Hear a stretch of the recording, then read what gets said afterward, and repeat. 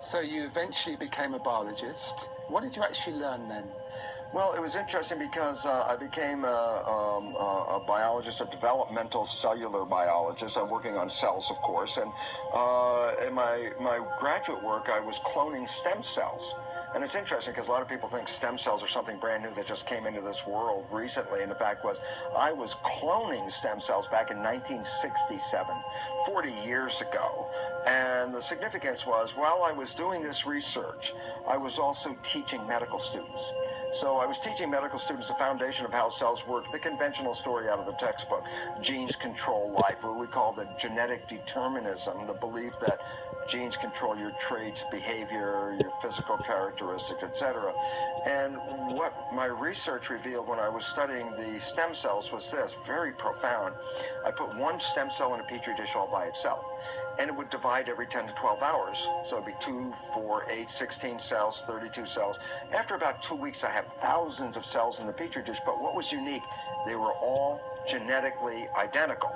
But then I did the experiment. The experiment was to take some cells out of the dish and put them into a separate dish with a different environment. Okay. And so the environment is the culture medium, but the culture medium to cells is like the world that we live in. It's got the air, the water, the food, all the things in it.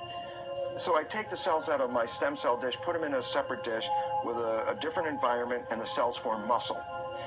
But then I went back to the same dish with genetically identical cells in it and took some cells out and put them in a different environment, and they form bone.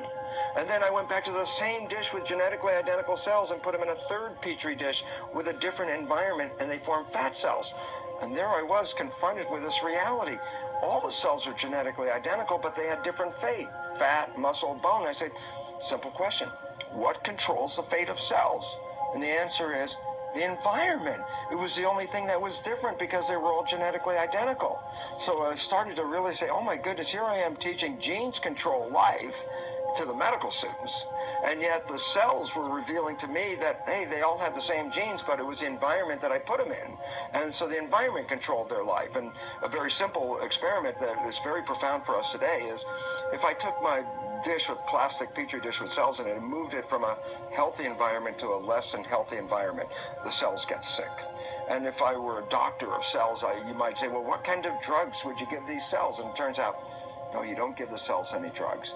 You just take the dish from the bad environment, put it back into a good environment, and the cells will innately, naturally come back to health again.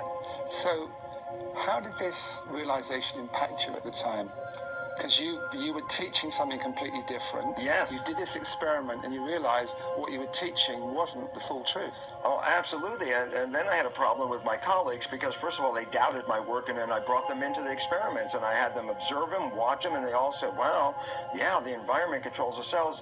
But they wanted to marginalize it, so they would say, oh, that's an exception or an anomaly because we're teaching genetic control.